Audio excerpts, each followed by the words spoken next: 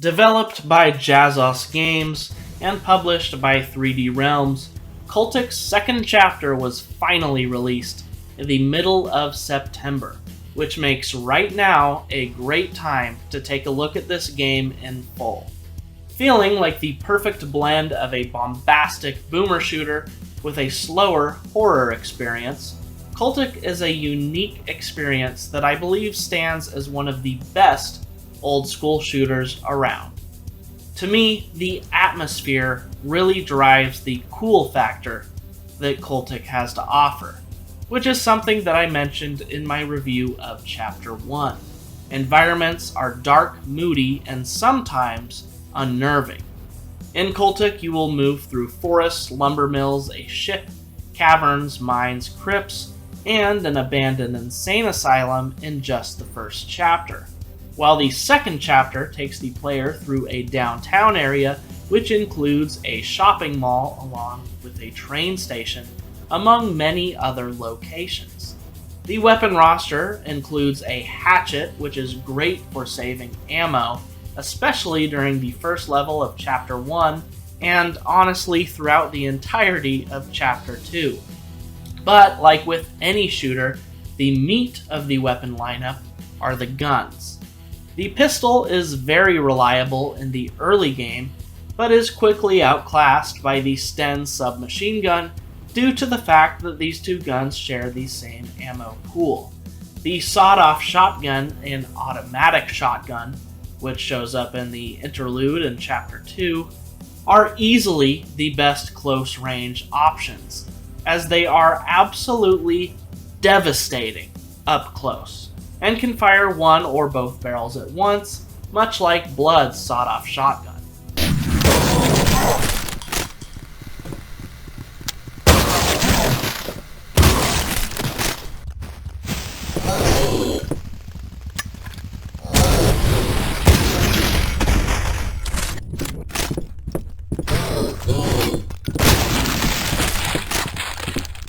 However, the biggest difference between Monolith's Blood and Cultic's gameplay is the fact that Cultic has many combat encounters that take place over very long distances, which is where the lever-action rifle and the FG-42 come into their own. The scoped, highly powerful FG-42 is a particularly fun sniper rifle capable of easily landing beautiful and bloody headshots that are always glorious to behold.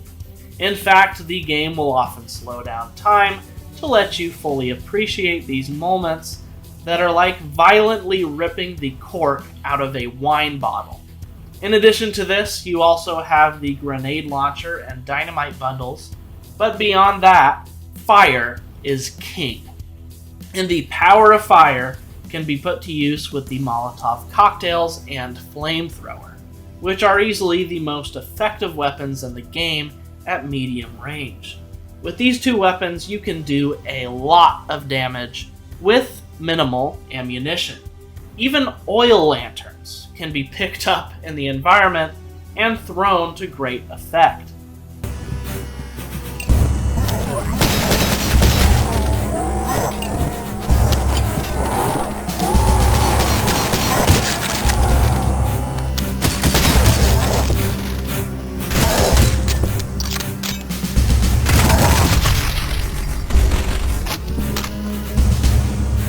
It's also worth noting that Cultic does something really cool with its health system, and I talked about this in my review of Chapter 1 as well. But much like in Blood, you can find field kits that go into your inventory and can be used at any time. But while every other first-person shooter with a similar system would separate the field kit health pool from smaller instant-use pickups, Cultic adds the health values of said pickups to the field kit if your health is already full, as long as your field kit isn't already full. This prevents instant use health pickups from going unused if you don't need them at the moment. In other words, if you use a partial amount of your field kit, you can fill it up to 100% again by grabbing what would otherwise be instant use only health pickups in other games. As stated previously, Cultic walks the line between being a boomer shooter and a slower paced experience. It has its moments where you are essentially put into an arena of sorts, blasting countless cultists and supernatural abominations, and it certainly feels like a classic boomer shooter during these encounters. Oftentimes, though, you are pitted against snipers who are seeking to bring you down over great distances, or the game will really slow down, with moments that have simply zero enemies to deal with, as horror takes the front seat and the player is kept on edge, exploring some dark, decrepit place while piecing together some variety of puzzle, wondering when enemies will eventually ambush them.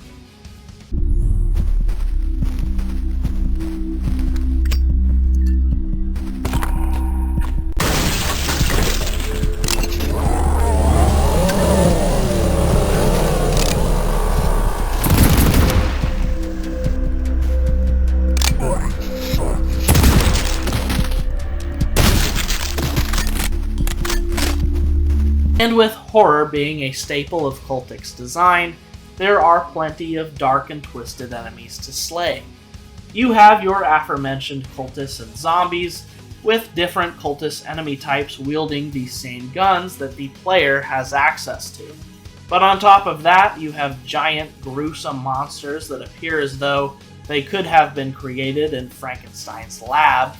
Then you have strange telekinetic corpses with cloaks draped over their heads and bodies that float in the air and pick up any object that isn't nailed down and hurl them at the player. There are even chainsaw-wielding maniacs that might remind some players of the same enemy type from Resident Evil 4, and they can really make you sweat if you're caught in a claustrophobic space with these guys. Sometimes the game will even throw multiple of these guys at you. That chainsaw touches you, and you are dead. The interlude level takes place in a police station, where we play as a different character, and the level introduces us to a couple new weapons, an automatic shotgun and a revolver. The revolver is an absolute powerhouse, with great feedback and a firing noise that sounds like a frickin' thunderclap.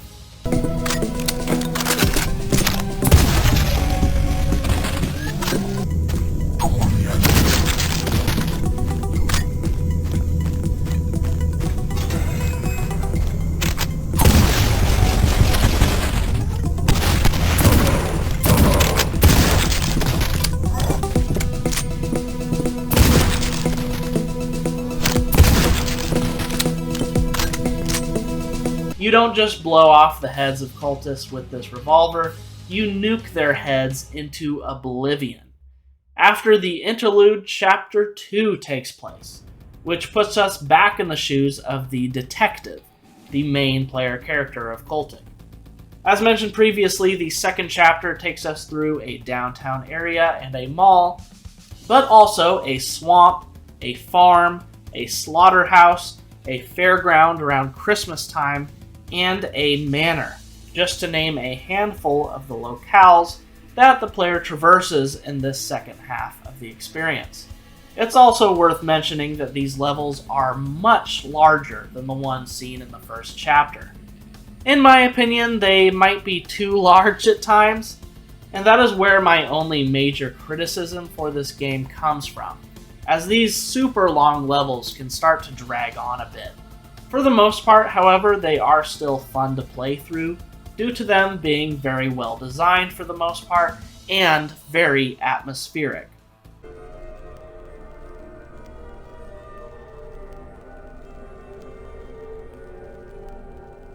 Chapter 2 is also a bit more restrictive with the amount of ammunition to be found, so utilizing your axe more often becomes extremely important to your success, especially when some of the new enemy types can be quite spongy and they'll soak up a lot of your bullets.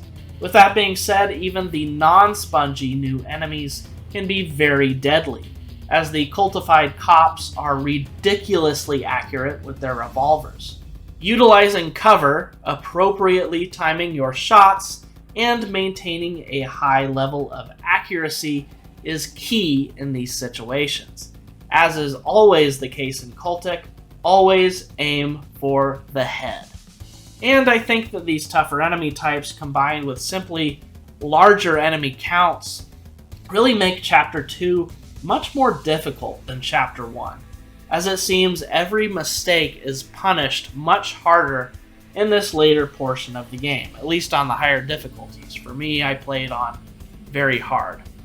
So with all of that being said, Cultic has very few flaws, and has been one of my favorite shooters of the past few years. If you haven't played it yet, I would highly recommend that you do so. Thank you for watching the video. If you enjoyed it, please feel free to like and subscribe, and dislike it if you absolutely hated it. As always, enjoy the rest of your day.